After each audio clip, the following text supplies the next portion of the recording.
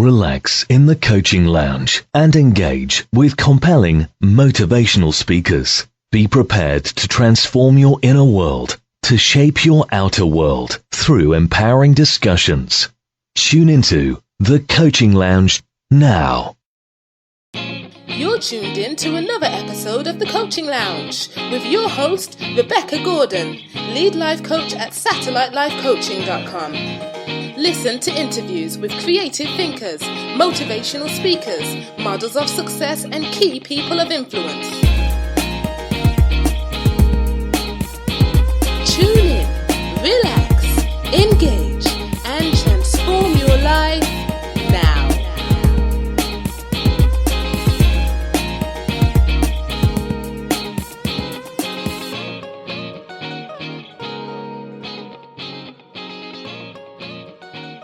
Here's your host, Rebecca Gordon.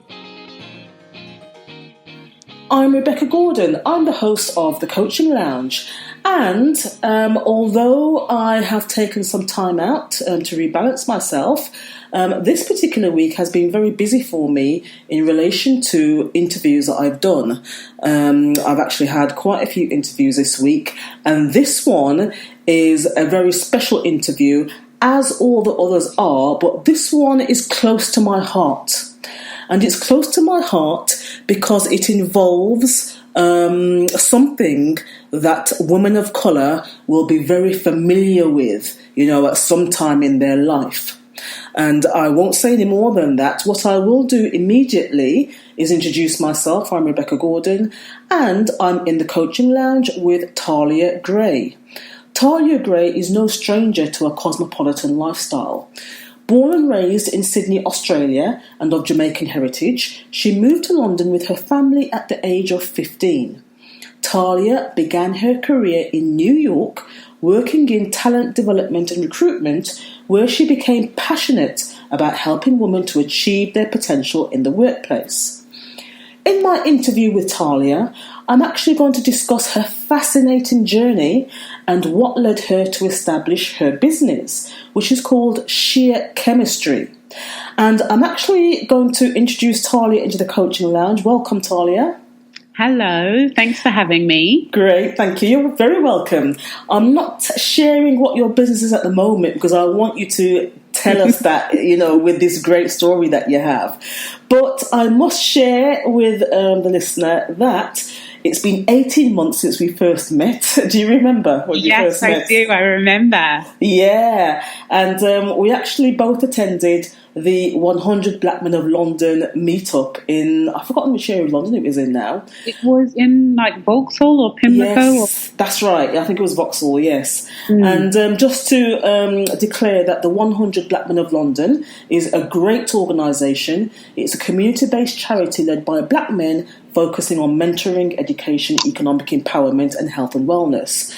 And we were both members in the audience at their presentation and communication workshop. And Tahlia, you were plucked from the audience to give a presentation.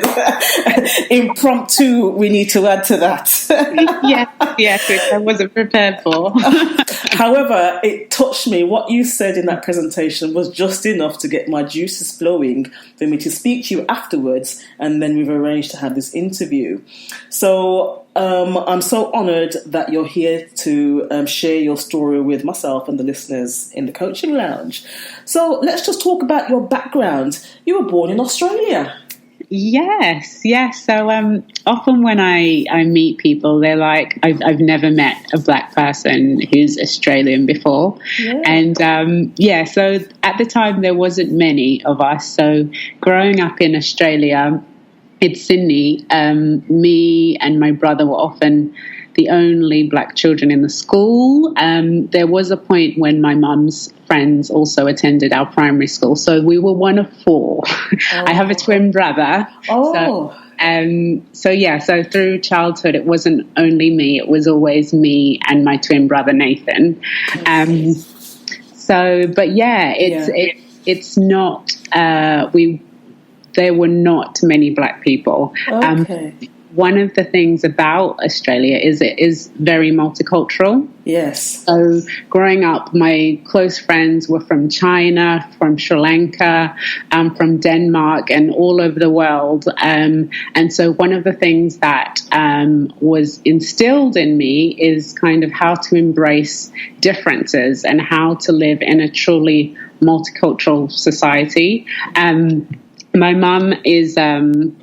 my parents are Jamaican, so one of the things that they were keen to instill in us is, knowing who we are and knowing our culture. So we were part of something called the Afro-Caribbean Society in Sydney, and we knew most Caribbean people in the city. So there we would learn about, Caribbean music and Caribbean food. So we weren't just living alone. We knew a lot of people who were also from the Caribbean, which also helped in kind of allowing me to form my own personal identity in the early years. Excellent. And so if you can tell me then, what values would you say that you got particularly from that experience in your life? I think just being flexible in terms of communicating with different people. Yes. Whether it be people who don't speak the language or come from a different country.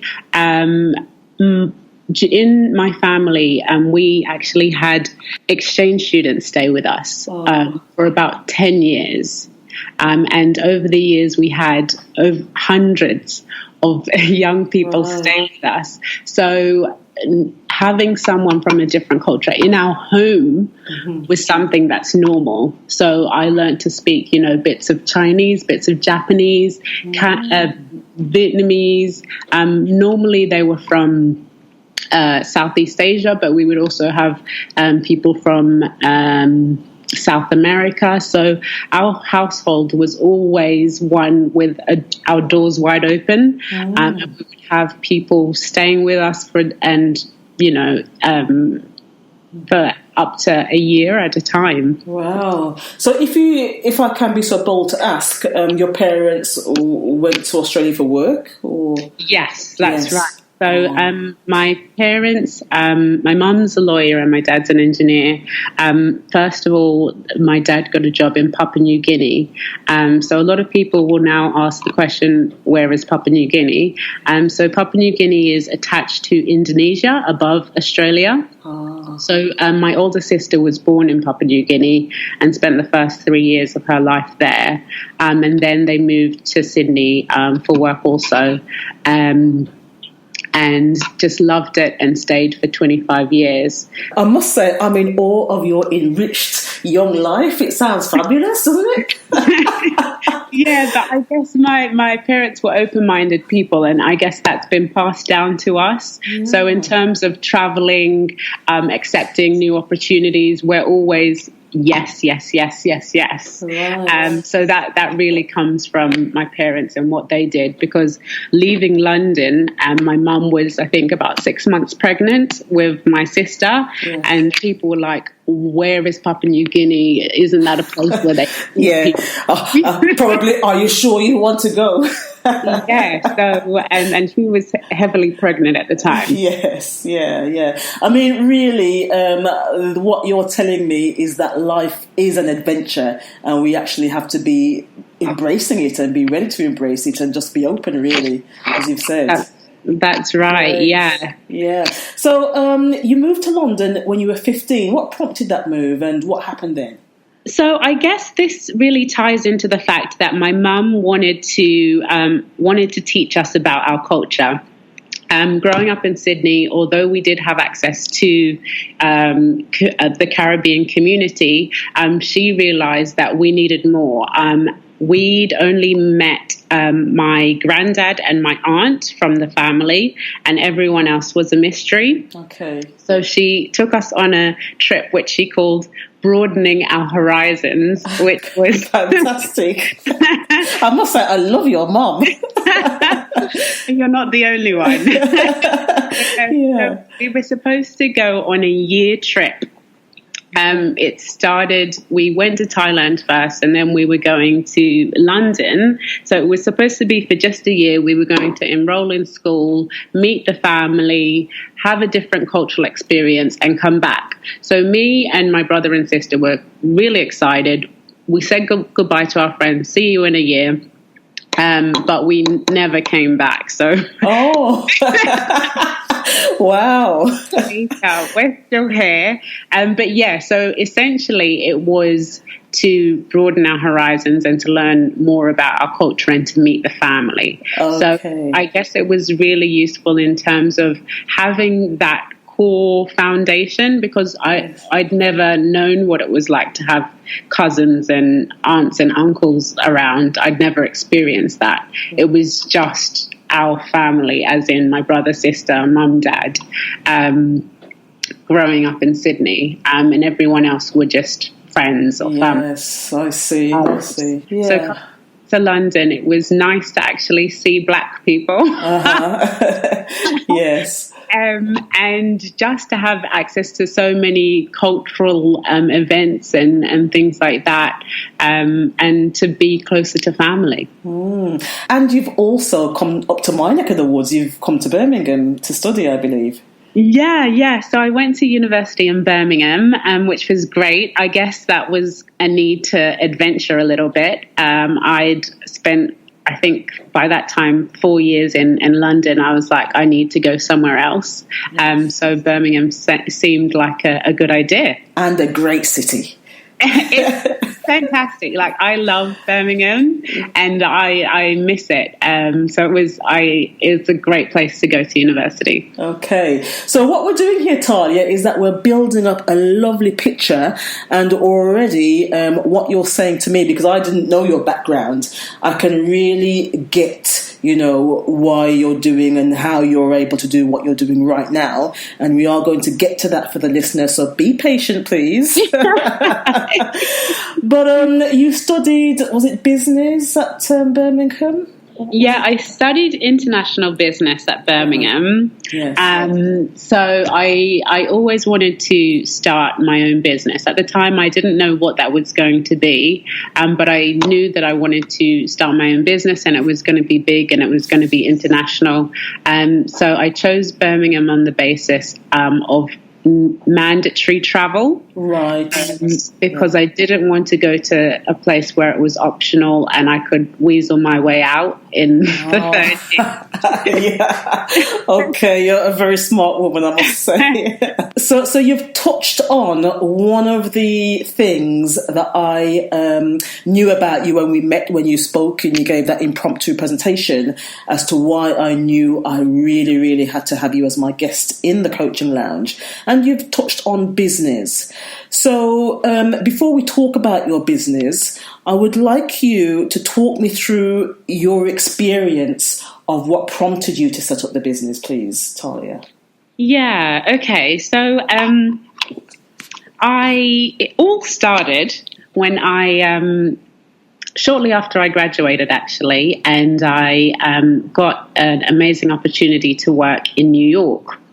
And of course, I was excited about the job and I was excited about moving to New York. But one of the things that really fascinated me is the idea of having access to products that I couldn't find in London. Mostly cosmetics, hair products. And one of the things that I always wanted but could never find is tights that match my skin tone. In the States?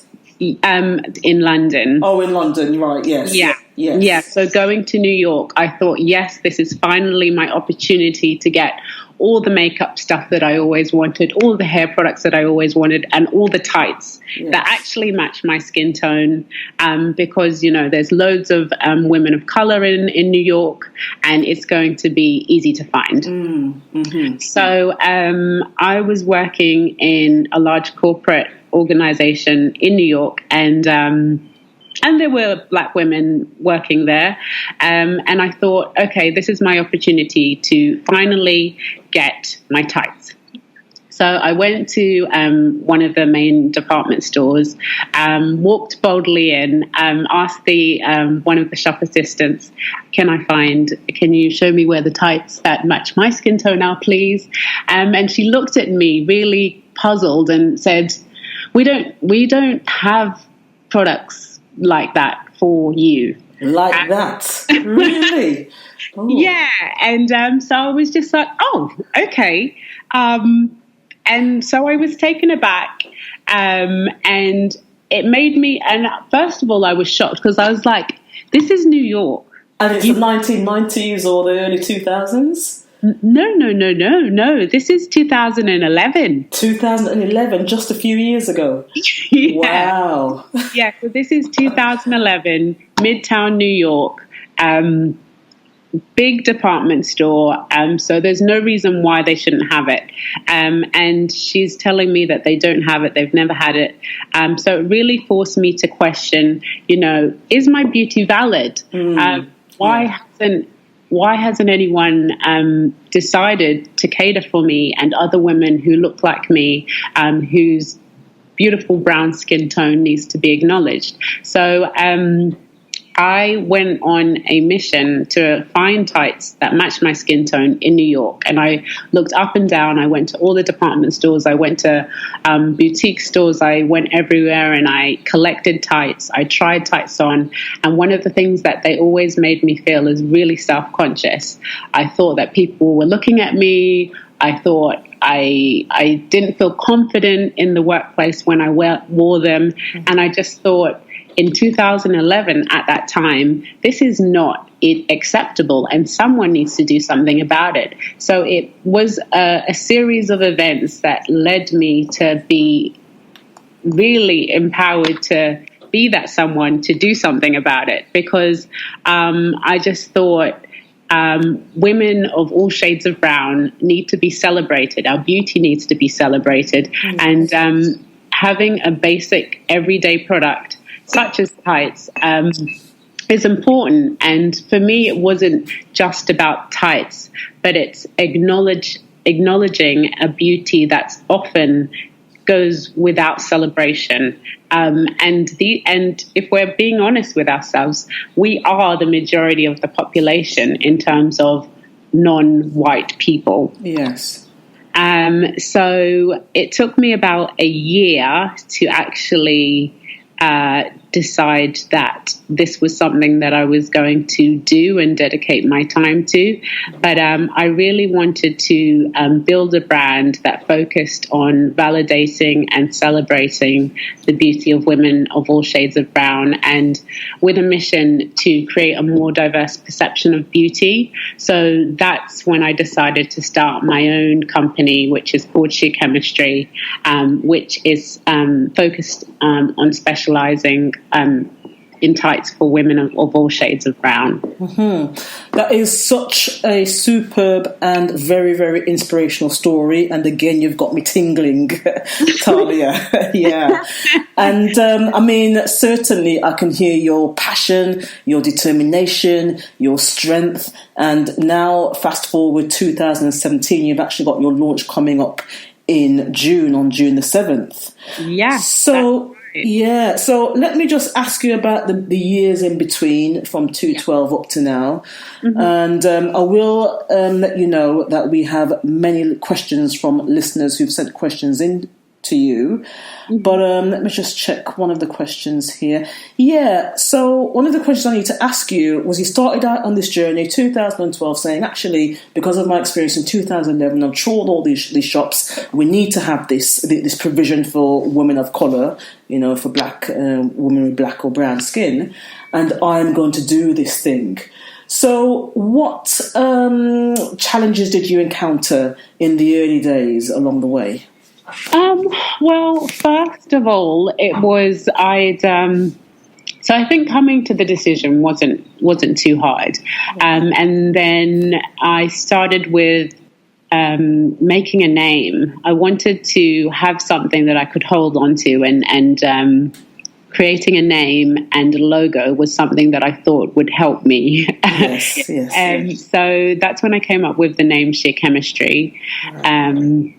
And I wanted it to have two words, one that was synonymous with tights, which is the sheer, and then the second word, which meant the matching process. So that's like the chemistry. But not only does it represent the chemistry as in matching your skin tone, but it's more representing, a chemistry that you have with a friend or a mother or a sister. I want to be a brand that understands you and who can cater to you and listen to you. So it's more the chemistry that you have with a sister, as well as the chemistry as in matching. So after establishing the brand name, I needed to find a manufacturer. Yeah. And I needed to start designing the colors, because I wanted to create something that had never been done before. And I didn't want to just replicate something that had been done poorly. I just wanted to start from scratch.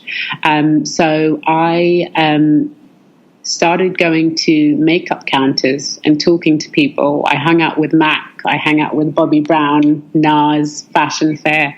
Okay, sorry. You said you hang out in terms of you contacted them, you networked? No, it was more so I would go to Debenhams and I would go to Selfridges and I would go to MAC. And I would actually collect samples. I would speak to the makeup artist there and find out who buys what in general, what the most popular colors for Asian women are, the most popular colors for, and I mean shades, for Black women were, really experimented. Got you. Collected a really broad range of foundation samples. Right. And then I graded them. So we're talking about 50 shades. So no pun intended. Sorry, I haven't read the book or seen the film, so I'm a bit slow. I didn't get that. So I had a lot of shades and a lot of different samples, and I graded them all in terms of lightest to darkest, and I grouped them, and then I came up with 5 dominant shades that I wanted to replicate in terms of dyeing tights. So I think that was the first challenge that I encountered, and it did take some time and it did take some research. But I think a lot of the time when people are starting a business, that people want to just sit behind a laptop. Yes, yeah. But you've got to get out there. You've got to do the legwork. Yeah. So I think one of the key things in the early days is really going out and speaking to people. And I think you have to kind of think outside the box in terms of where you get your inspiration from. So in the early days, it was really cosmetics that shaped the early product development and defining the shades that I came up with. Okay.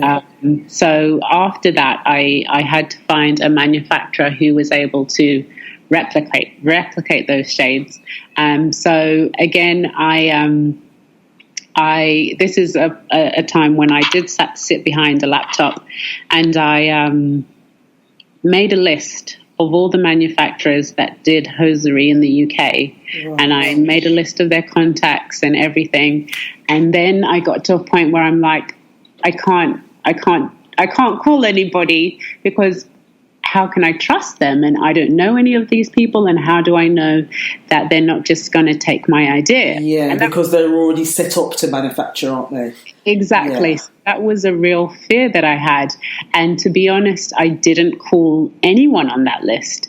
And but then I started going to events, and one of the events that I went to very early on was an event at the London College of Fashion, which was called The Business of Fashion. And I asked a question at the end.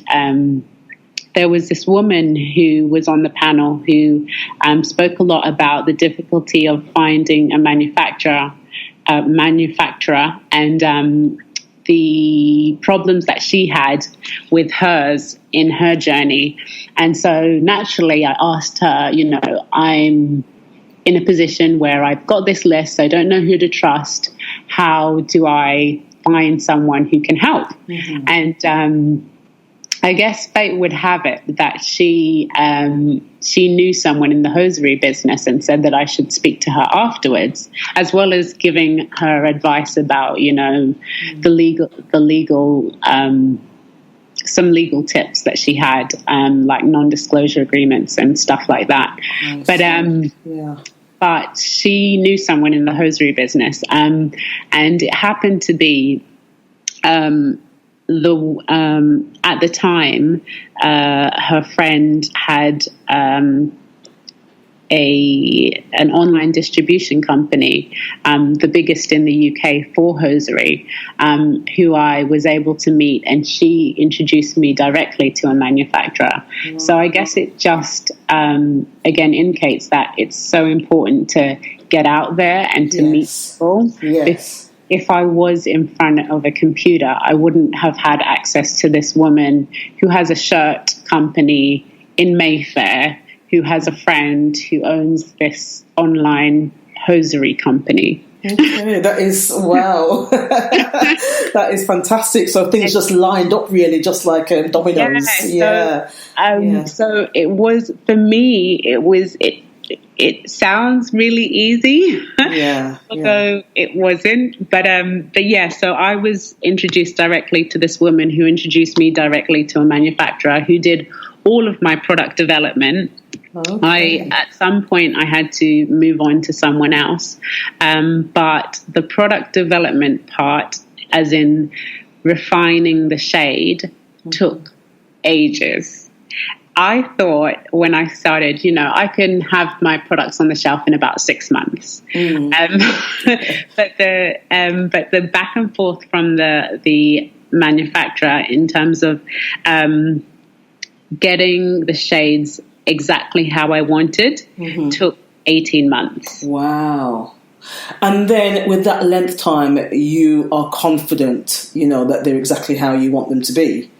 Yes, and having looked at the website page that you've got where people could sign up, and I can see the image there of people modelling the tights. I mean, they just look, like you say, sheer chemistry. Perfect.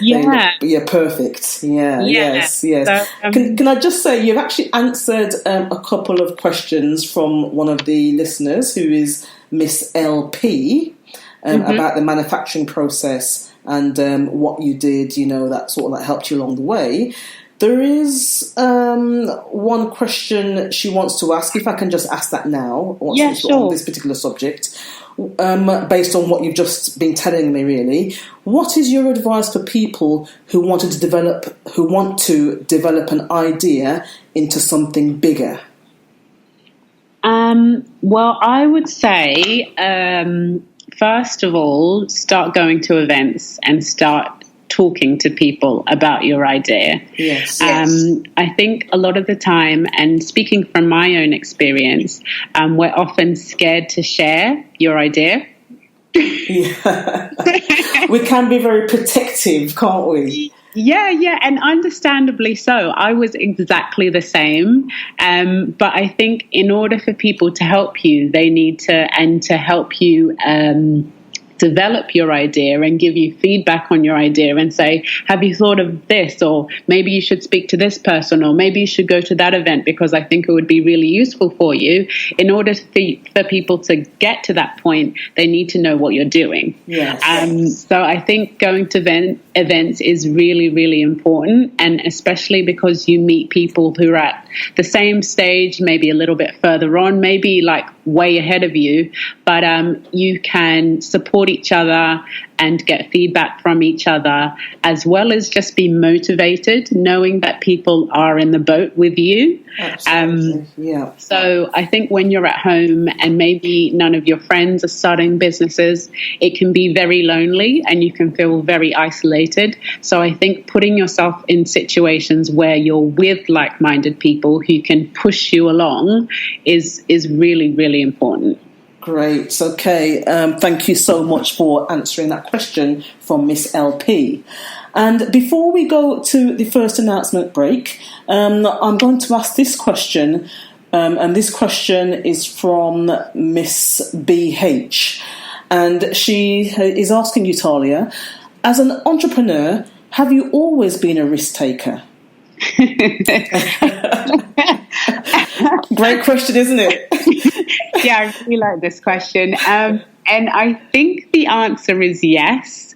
And I think this is just part of my personality. I think it goes back to being an adventurer and wanting to explore new opportunities and new things in general.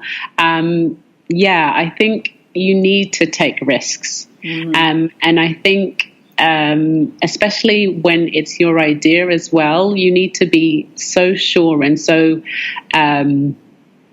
confident in whatever it is you're doing. So in being confident, I think that demands taking risks. Yeah. I mean, really, I don't know how best to say it, or I should just say how it's coming to me, is that you actually have been set up for great success. And that's partly, very much so, due to your background, your mother, your parents and their influence, and your journey of where you grew up. I mean, you've got that great resilience, haven't you? You know, which is a great buffer to protect you. Yeah, which I can really, and that's coming across very strongly. So this next question, it's part 2 of the question from Miss BH, and you've partly answered it. But what she's asking is, when did you know you had to take the leap and be self-reliant? For most of the time, I was working full-time and doing sheer chemistry on the side, whether it be in the evenings or on the weekends. And I just got to a point where I felt that I wasn't giving it enough of my energy. I'd gone into a new role, which I thought was going to allow me a little more time for sheer chemistry, but it was the complete opposite. And I found myself working really, really late, not having any time for sheer chemistry. And I was really unhappy, to be honest. I was working in a great company. I had a good job, but I was miserable. Yeah, because I mean, it sounds as if your passion was being pushed to one side. Yeah. Really frustrating. It was really frustrating not being able to focus on my passion and what I think I was actually called to do. Yes.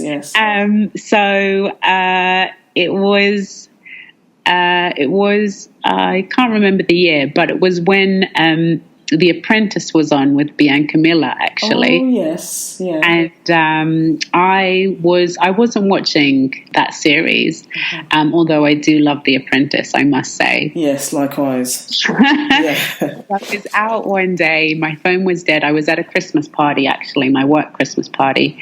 And then I got home in the early hours of the morning, and my phone literally was blowing up.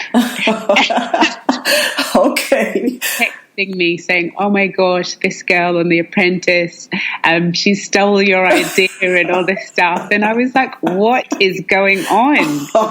I missed this whole thing. Yeah. And what it did do is really empower me to look at my current situation and be like, Tahlia, what are you doing, or what are you not doing? And I was very, very happy for her and her achievements on the show. But what it did allow me to do is really assess what I wasn't doing. And I thought, I need to do something about this, and I need to get out of my current situation, because at that point I wasn't doing anything sheer chemistry related, and I was just not happy. So I handed in my notice about a week later, and I gave myself at least a few months to dedicate to sheer chemistry. And I really just changed my whole working schedule so that allowed time for that. Fantastic. So it was a wake-up call, really, wasn't it? It was, and I'm actually really, really grateful for it. And I think, as we're saying, sometimes fate works in certain ways that just push us into it to do certain things. And I think without that, I would have stayed in that role for a lot longer than I should have. So I think that was really the push that I needed to do something. Based on that, I do need to ask this question before we go to the break, because I think it's good to ask it here now. So, you took that leap of faith. You just made a decision, actually, I need to focus on this full time. So not to dip in, dip out, or do what you can when you could, but to really focus. So if I can put the question like this, so moving out of the comfort zone if you like, and moving into the stretch zone, into that zone where there might be a bit of discomfort, there might be the flutters inside or the questioning, am I doing the right thing? How did you maneuver yourself and get yourself through those initial stages of being out of the comfort zone? Yeah, it was hard. But I guess I'd given myself a time period. I'd given myself 3 months to dedicate to sheer chemistry full time, because that's what my my finances would allow. Okay. So again, that's a good point. So you planned ahead for this. You had to plan for it, yeah? I partly did, not completely, because as I said, it was kind of, I got all these messages about The Apprentice. I knew that I needed to do something about it. I handed in my notice a week later, so there wasn't actually that much preparation, but but there was some buffer. Right. So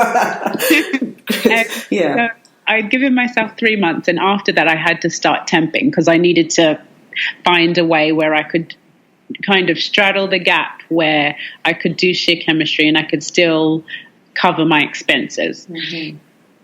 So I had to do some temping work in the meantime, and eventually I did take on another full-time role, but it wasn't a career role really, more a reception role, which I'm still in, actually, working full-time, but it was having to choose what was more important, because I think you can choose the career and therefore sheer chemistry will take the back seat, or you can choose sheer chemistry and then whatever work will take the back seat. So I think you can still have two, but I think you do have to make the choice. So for me, I chose sheer chemistry, but of course I still had to earn money somehow, especially before launch. Because this is the struggle that people have, isn't it, when they have something they're passionate about, they want to bring to life. It's the fear of, what do I do financially, or how do I do this when I have to work?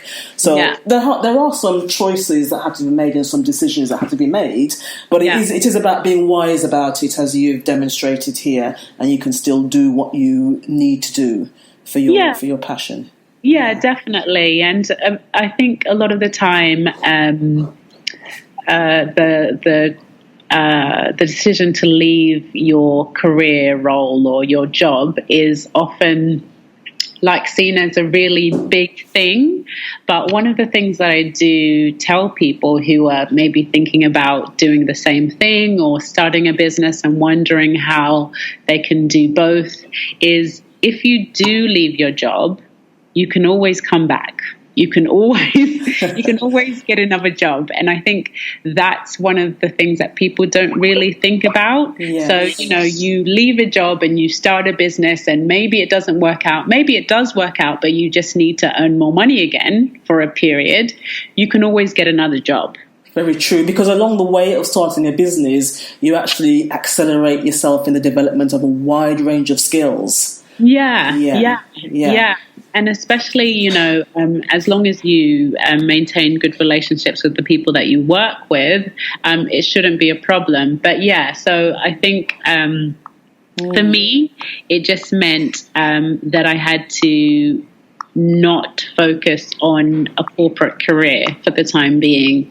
So we're going to take a break in a moment, Tahlia, and I want to thank you so much for being open in your sharing of your journey and your experience, because, I'm asking you some, I think, intimate questions really about your business and how you got to this stage. And, you're being very open with your responses. And I know that they are going to be so helpful to whoever's listening right now who's thinking, well, I want to do something, I've got this idea, I don't know where to start, or I'm a bit fearful of what's going to happen. I mean, just hearing you're such an amazing inspiration. So I really do want to thank you for being here and being in this interview today. So we are going to take a break, and we're going to return, and we're going to continue the interview with Miss Tahlia Gray, who is the CEO and founder of Sheer Chemistry. And we're going to ask some questions relating to her experience as a businesswoman, and further questions about who she is and what she does. So stay tuned. We'll be back shortly. We'll be right back after these short announcements from our sponsors. Think big for a moment. If you could create your best life, how would this look? What if, in just 30 minutes, you had a plan of action to get closer to your dream? Make the impossible possible and claim your free session today. Visit www.satellitelifecoaching.com now.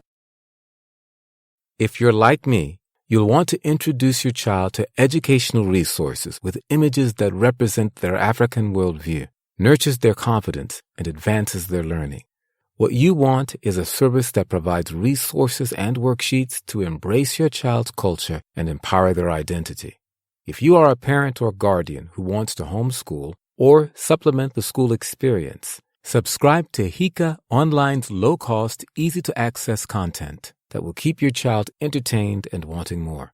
Help your young person celebrate their uniqueness and encourage them to succeed. Join hikaonline.co.uk today and get your educational resources with an African worldview. Thank you so much for staying tuned to the Coaching Lounge podcast. I'm Rebecca Gordon. I'm the coach and trainer at Satellite Life Coaching, and I am joined today by Tahlia Gray, who is the CEO of Sheer Chemistry. We've heard Tahlia tell us about her background, her history, the great influence of the family and friends that she has had around her. And we've heard about her initial stages into the business and what prompted her to start Sheer Chemistry. I've got more questions from listeners, and thank you so much to my listeners who have been so forthcoming in sending through their questions to me. I do appreciate that. And Tahlia, I just want to ask you a bit more about the products, please, about the hosiery, or as we say here in the UK, the tights. Yeah. Now, before we go any further, can you just share your website, please? Yes, so it's www.sheerchemistry.com. Great. So on the launch date on June the 7th, you'll be ready to take sales, is that correct? That's correct. So the full website will open on the 7th of June, after which people can buy to their heart's content tights that match their skin tone. Yeah. When I put the word out that I was going to interview you, I already had people saying to me, I'm going onto the website and I'm signing up here now. So people can actually sign up prior to June the 7th, which is... So just so that I can keep you informed when they actually do go on sale, you can sign up now to the mailing list so that you'll be first in line when the doors do open. Okay, I've made my sign up already. I'm in there. Thank you. But I want to talk to you about the shades because there are some beautiful names. I'm just going to run through them. And these are the shades of the tights. Havana Glow, Rio Romance, New York Soul, Nairobi Sunrise, and Parisian Dream. Wow, what names, Tahlia? How did you conjure those up? Well, I guess one of the things that really annoyed me about tights names growing up, especially, and even like foundation shade names, is that they were always of food. Like chocolate or walnut or cappuccino or mocha, and it was supposed to represent your shade and it was supposed to represent your beauty. And I really didn't think that it really represented people well. So when I started creating Sheer Chemistry, I really wanted to be intentional about everything that went into the business. And the shades were something that I really wanted people to identify with and to which will help them celebrate themselves and celebrate their beauty. So I wanted to have something that was a little bit more, that had some more depth and had a bit of a story. Yes. So that's when I thought, basing the shade names on cosmopolitan and desirable cities would be great, because not only does it have a story to tell, and not only does it evoke certain emotions and experiences, it also helps to describe your beauty. Yes. So I really wanted everyone to be like, even if you have the most rich, dark skin, I want you to be like, yes, I'm Parisian Dream, and yes, that's beautiful. Like, I really want people to get excited about these shades. Well, let me just expand on this then, just taking Parisian Dream as you've mentioned there, and that's being described as rich melanin gold, reminiscent of polished mahogany. Wow, isn't that beautiful? Yes. And then we've got Nairobi Sunrise, an alluring union of roasted earth, lustrous amber, and maroon roof. So I want to wear those tights, Tahlia. So why these shades are so personal to me is because I've been to these cities and I have a personal story about each of them, and they represent kind of pivotal points in my life, really. New York Soul is my shade. And I wanted it to be New York because that's where the story began. For me, my story of New York, as I said, it was my first real job out of university, and it was a real kind of year of self-discovery, and for me it's like where I found my soul. During that year I became a Christian, or I discovered what Christianity was. I discovered who I was, and it was really kind of learning to know myself. So that's why I called it New York Soul, because it's where I found my soul in New York. And you've been to Brazil. Yes. Okay. What was Brazil like? Being a black woman, I mean, travelling as much as you've travelled. You've worked in London, Brazil, New York. You've worked for some of the world's largest multinational organisations, including Morgan Stanley and UBS AG. Before you tell me about Brazil, what has it been like as a black woman working in these types of organisations? It has been, well, I guess my experience living in Australia prepared me for these types of situations, because naturally working in these large corporations and being a black woman, I've always been the minority. But at the same time, it's about establishing yourself as someone who's credible and knows what they're doing, and always just being the best that you can be. So interesting experiences, but I guess it's about not being afraid to venture into places where you don't see yourself. And have you encountered prejudice or discrimination or racism, say, in the workplace? Like, I think racism and discrimination in the workplace is really subtle. And I think you need to know how to spot it. So it's never going to be, well, in my experience, in your face. Yeah. It might be, someone coming up to your desk and wanting to spud you, as in like fist pump you, and you're thinking, why would you do that? Yes. Like, is it because I'm black? Like, have you ever seen me do that before? But yeah, I think it's more subtleties. But I haven't really experienced any like outright racism. One of the funny experiences that I always recount is at one of the organizations that I worked for. I interviewed and I went into the interview room, and there was a black woman and another woman who was not black. And I immediately thought, oh my gosh, I'm not going to get the job. And sometimes I have to revisit that situation, because I thought, why did I think I wasn't going to get a job because I was being interviewed by a black woman? Right. And I guess that wasn't the case. I did get a job, and we're still in contact, and she was a great mentor. But I guess sometimes in the workplace, especially when we are one of a few, sometimes there is that level of competition or perceived competition. Okay, I see. Yes, I got. Whereas I'm the only one, so you can't be the only one. I hear where you're coming from there, actually, yes. So yeah. Luckily, in that situation, it was not the case, and we were supportive of each other. But I guess sometimes in the workplace, one of the things that I'm not keen about is when we don't help each other. Because that does happen, yeah.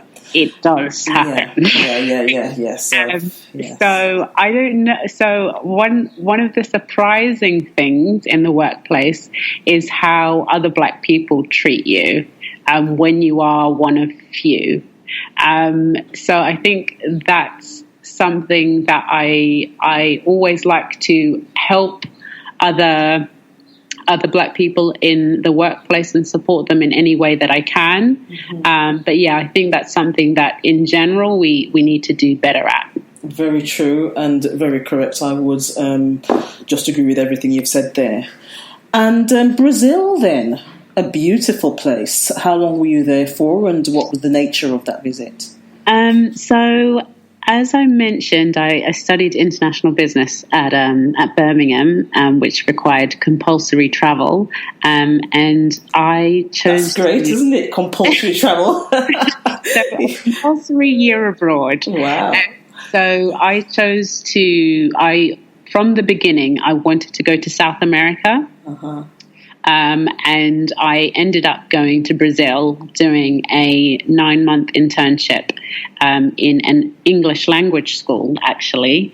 And I had dreams of, being by the beach in sunny Brazil, sipping on caipirinhas and dancing samba. All 9 months long, but I actually got a placement in somewhere called Santa Maria, which is in the southernmost state called Rio Grande do Sul. And how I can best describe Santa Maria and the state is it's the Texas of Brazil. Oh, okay. So I know we all have the image of the beach and the naked people. Well, some of us have that, but not all of us. Well, I did. I'm just speaking for myself. But this part of Brazil is it's a lot more rural. There's like cowboy types. And they do rodeo. It's all about farming. It gets cold. It snows in places. Wow. I had to buy a coat. Really? Yes. They don't do samba. They don't listen to samba music. They listen to more folk Brazilian music, and it's just very different. It's very European influence. So a lot of the people are descendants of Germany and Italy. So the culture is extremely different to what you have in your head. Well, I'm just thinking I didn't expect you to say any of that at all. So I was staying with a family who are Italian by origin, and who were fantastic. But my experience was different to what I actually thought it would be like. But one of the great things is that it allowed me to travel around Brazil, and I did get to go to Rio and Sao Paulo, Salvador. Okay, so Tahlia, how has your tights, the product, how has that been received by the African Caribbean, the Black community, by women who would wear the products? How are they receiving this? So really, really well. For those people who've been lucky enough to get their hands on a pair of sheer chemistry tights, they swear by them. And some of my friends who I wanted to try the product, like in the times where there were the early samples, I sometimes had begging. Really? For more tights, yeah. And like a girl that I work with, she was like, I need them. I need them now. So yeah, I think it's just nice to have a product that actually suits you and is made for you. One of the things, apart from the shades, which of course I spent a lot of time researching and developing, is I haven't mentioned the slogan, which is important to drop in here. Okay, yes. Yes. So it's made to blend in so you can stand out. Wow. So I want these tights to enable women to stand out in whatever field they are in. So a lot of the time people ask me, are these tights just for working women, like women who work in offices, women who work in big companies? And the answer is no. I want you, even if you're a dancer, if you're a singer and you need to perform on stage, or you're a checkout chick at Tesco's, I want you to be able to stand out in whatever role you're in and be able to feel confident and gorgeous in your own skin. Yeah, I mean, that word confident is just, crying out loud there, isn't it? And yeah. I'm so looking forward to ditching my black tights, Tahlia. Aren't we all? Yeah. So, sorry, you were going to say? I was just going to add just one more thing about the products, which is important to note. So, yes, there's 5 shades named after 5 cosmopolitan cities. As well as that, there's 3 different products. So again, I have tried to make these cater to women of color and women of all shades of brown. So I have named the products after the qualities of the sheer chemistry woman, which is radiance, confidence, and ambition. Okay. So those are the 3 products. So radiance, as the name suggests, should be worn in times when you want to feel your most radiant. They're silky gloss tights. So all the times when you want to stand out. Ambition is for everyday workwear. For the times when you want to feel unstoppable, and those are 15 denier matte tights. Mm-hmm. And then there's confidence for the ultimate confidence boost designed to lift and shape your curves. They are 15 denier control tights. So I think I need that pair.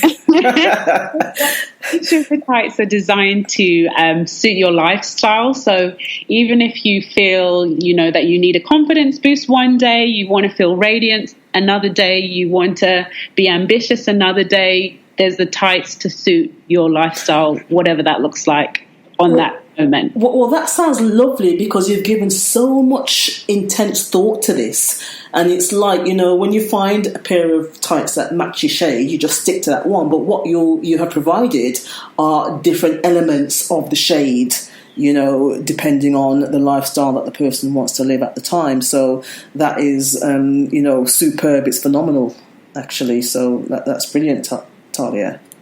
Thank you. Yeah. So let's talk about the launch then.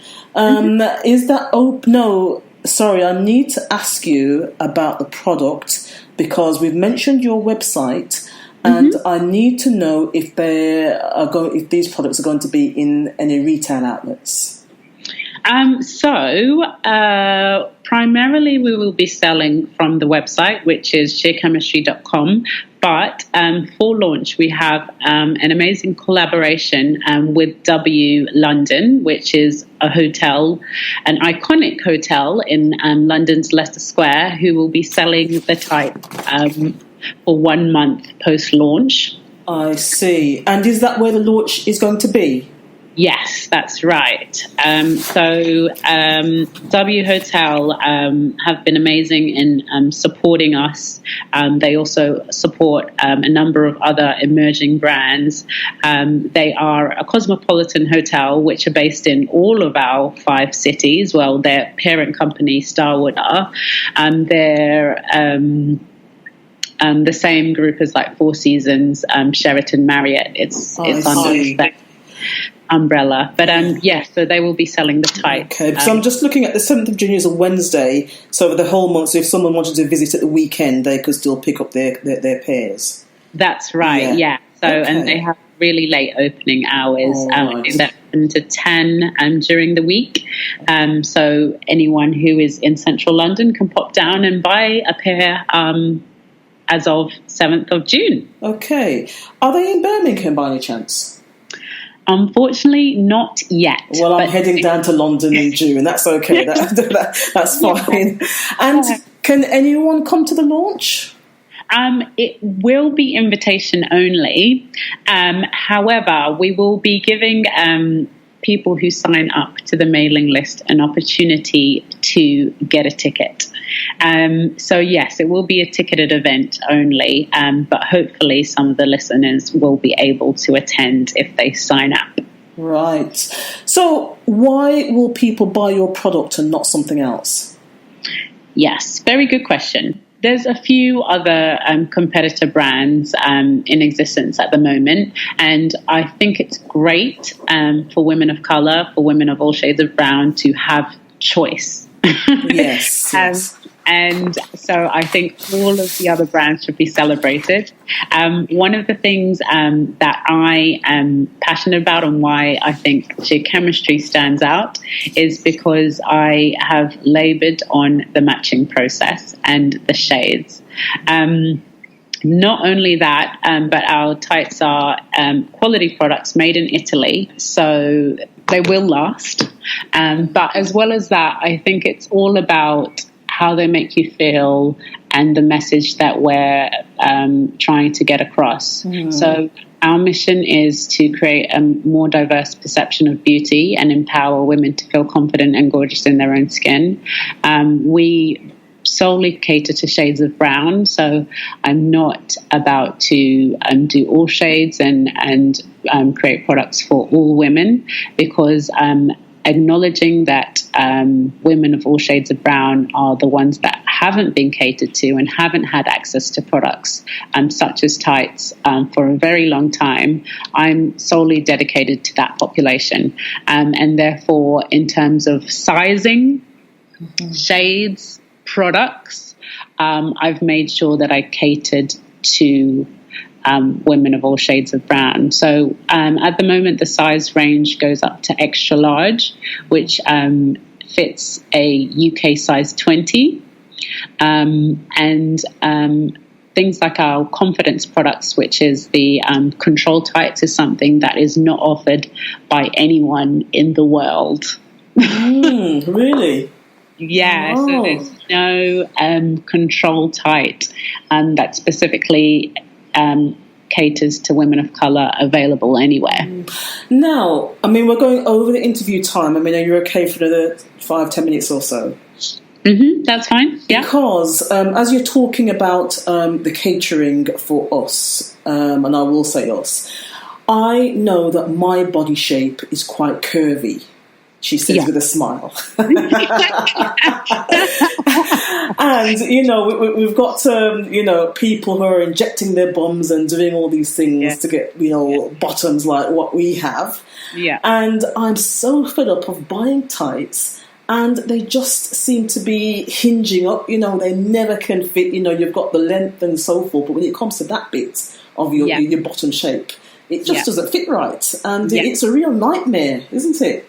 But now we've got Sheer Chemistry who's taken care of all of that for us. That's right. And you'll be glad to know that our extra large actually has an extra back panel to cater for the extra booty, Wow, fantastic. I'm loving this. I'm loving this so much. So, there's an extra panel put in so that there's extra stretch, and whatever your booty size, you can fit in them. Okay. So it's been an epic journey for you, and I get the impression, Tahlia, that there's more than this. What have you got lined up? What's next? In terms of products, or just in terms of... Well, I'm interested in you. You're such a fascinating woman. I mean, your background, your journey so far. You are on a mission. You're on a journey, aren't you? And this isn't it for you. Yeah, no, it's not. And to be honest, I do intend to develop Sheer Chemistry further in terms of product offering, and it won't just be exclusive to tights. Right. So I won't reveal what those products just yet. Yeah, but it's going to be a lot more than tights, and I do envision Sheer Chemistry being more of a lifestyle brand and a movement rather than just tights. So on the Sheer Chemistry front, there will be a lot more to come, and we're also in talks with quite a few department stores and other retailers to get it all over the country and beyond. We've got a few interesting things happening, perhaps across the pond. Yes. In the coming months. So that should be exciting. Very much so. Yeah, but really at this point in time, I'm focused on getting Sheer Chemistry out to the world. It's been such a long journey, and we haven't even touched on like half of it. But I'm just really adamant to get the message out, and for people to see the campaign, and for people to feel that at last someone's acknowledging them and someone's creating a product that's designed for them. Superb. And if you don't mind, this show title is Your Beauty is Valid, which, that's your words, which you told me when we met at the 100 Black Men event, and that just resonated so much, in terms of we can be invisible in the world because, unless we acknowledge ourselves, no one else is going to do it. That's right. And I guess one thing that I will mention in the launch campaign, if you do go onto Instagram, you can see some of the images, and there's even a few videos on there of the campaign.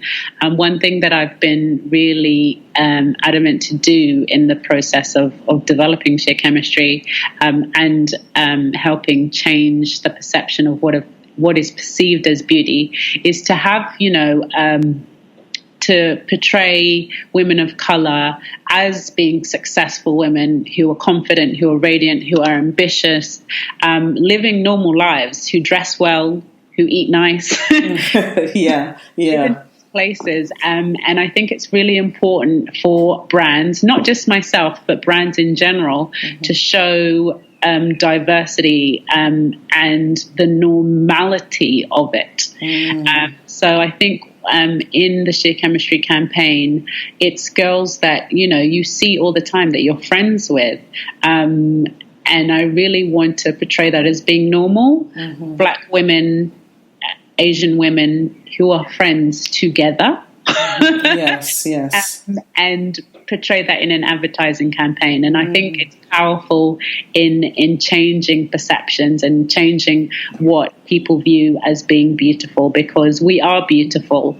And I've never thought anything but that. But I think it's just nice to see it in an advertising campaign. And I really want the Sheer Chemistry campaign to perhaps promote more of that. Yes. Okay, great. So we are going to go into the quick fire questions, which are some very quick questions. Are you up for that? Yeah. Okay, before we go into that though, what personal development book are you currently reading or have read lately that stands out for you? Elon Musk's autobiography. He's the founder of Tesla, and he was part of the PayPal mafia who started PayPal. Yeah. Ooh, interesting. I'll have to look that up. Okay. And what lesson stands out for you from that book? What have you gotten from it so far? I just think, because Elon Musk is a billionaire right now, and I think it's just being fearless in trying new things and not knowing anything about it. Right. He started a SpaceX, which sends people up into space, and he knew nothing when he started it, but literally put himself in the situation, networked, learnt, and now he's got, a really successful aerospace. I see. Okay. So, quick fire questions. Are you ready? Yes. What's number one in your self-care routine? Faith, prayer. Okay. Yeah. Okay, good. So you pray every day, yes? I do, yes. Right, okay. And what's your word for 2017? Possible. Ooh, it's possible. And you've certainly lived that, haven't you? You've made it possible. Yeah, and I think I know this is supposed to be quick fire, and I apologize. No, please go ahead. But I think you have to aim for the stars, because I think even in the past few months, sometimes I limit my own what I think is possible, but it's way beyond. Like, you need to aim higher. Yeah, you need to aim higher. Superb. And what were you doing 1 year ago?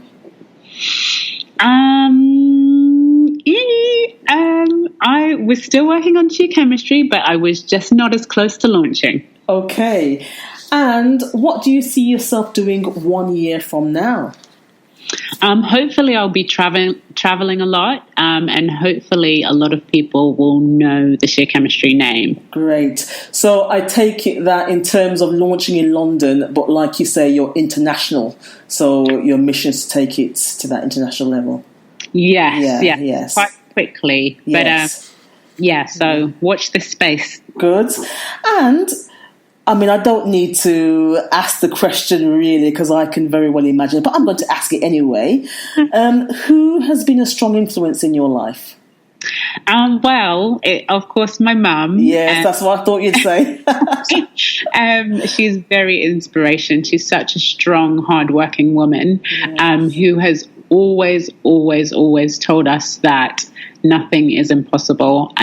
Also, my sister, who I live with, who is a very a big influence in my life. She has her own business as well, which is a youth dance company, Artistry Youth Dance, which focuses on developing and showcasing young Black dancers in classical dance styles. Wow. What's the website there, please? So that's www.artistryyouth.com. Wow. So they do jazz, contemporary, and ballet. I will put that link on the show page. Okay, thank you. And what important lesson has life taught you that might help the listener right now? I think everything happens for a reason, and to just learn that lesson. So I think things in my experience, I've been disappointed at times when things haven't gone my way, but looking back, they were a blessing. And they were there to teach me a specific lesson that I needed to know, or maybe even redefine something, re-strategize, but not to use that as a reason to give up, because everything is working together. You've just given a personal message to so many people right now, and that message has just touched me, because I can feel the deepness of you and knowing so much of your journey. You're an amazing woman. I love you so much, Tahlia. You're great. And I would like to invite you back on, it may be in a year from now, just to see, where on that international arena you are and how things are going for you. Would you be up for that? Of course, yeah. I've loved being on the show. Yes, I've loved having you. So www.sheerchemistry.com is the website to go to. That's yes, you will find products there that will meet your every need for a woman of colour, if you want to be confident. And what's your tagline if you want to blend in so that you can stand out? Make it blend so you can stand out. Yes, if you visit that website. And follow Tahlia, be in touch, follow her on Instagram, see what she's doing. Certainly an inspirational woman who we can all learn from in terms of moving into possibility when we think things might be impossible. Tahlia Gray, thank you so much for joining me in the Coaching Lounge. Thank you for having me. It's been really fun.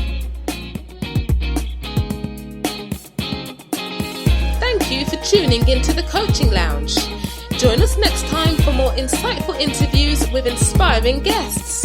You can hear previous shows on SoundCloud by searching for Satellite Life Coaching.